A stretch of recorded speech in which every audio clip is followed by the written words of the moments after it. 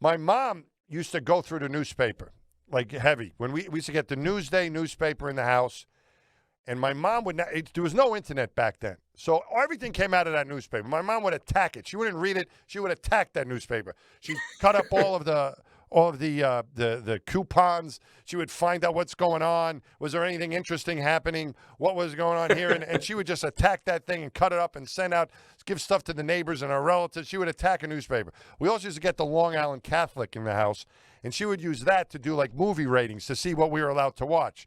That thing, they didn't let us watch any. Every movie was bad. Even like Bambi, you weren't allowed to watch with the law. So I never got to go anywhere or do anything because of that newspaper.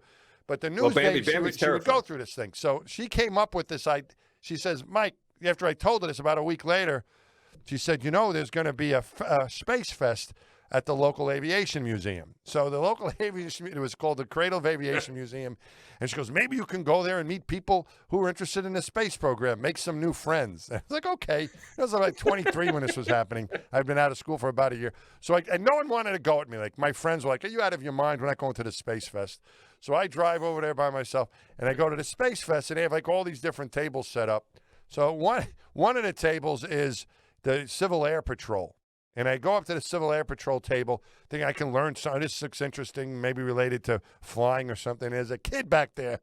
I can't remember his last name, but his first name was Mario. I'll never forget this kid. And he's dressed up like he's an Air Force pilot. So I go, this is the kid to talk to. So I started asking, what do you do? And he says, we fly airplanes to help people. What's that? Was it Mario Runco? No, it wasn't Mario Runco. Mario Runco, by the way, folks, he's from the Bronx, but he was an astronaut. But I don't know how. And Mario was not this kid. Mario's much older. Mass, save it because Mario Runco. I think that could be podcast episode number 5. We'll do a whole episode on him. Podcast episode number 5 and 6. Have you seen Mario lately? So Mario's quite a character. But Mario Runco was actually an inspiration for me because he's from the Bronx. He was a cop for a while. He was a New Jersey State Trooper for a while. Then he joined the Navy, and that set him on his path to becoming an astronaut.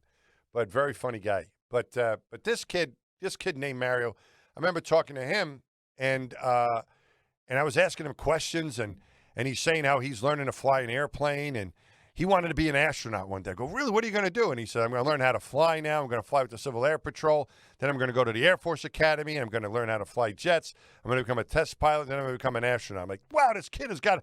I'm like, how old are you? And the kid's like, I'm 14. Like, here I am taking advice from this 14-year-old kid. I go, I'm already too late. I didn't know how to do any of these things. I don't know how to fly a plane. I was already too late. I went to college. I can't go to the Air Force Academy. I'm sunk. And then I turned my head, and there was another group of people. And they were like more my age. In fact, like my age or a little bit older. They were like in their 20s and 30s. So, all right, maybe I'll see what they have to offer. This kid's on his way. I don't want to stand a chance.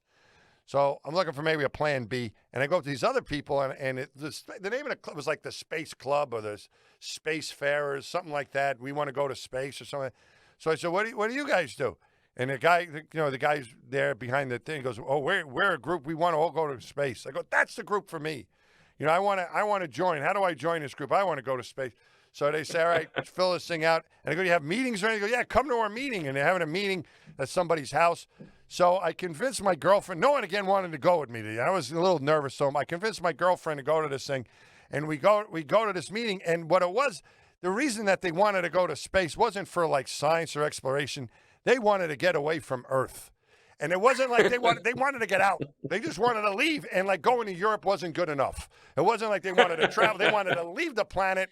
They didn't like it. They needed somewhere else to go. It was like a cult. These people wanted to leave.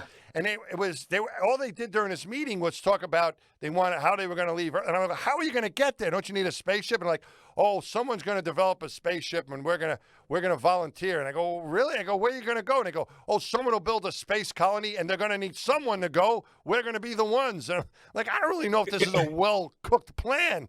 And they kept eating dumplings. I remember it was like a Chinese dumpling festival going on.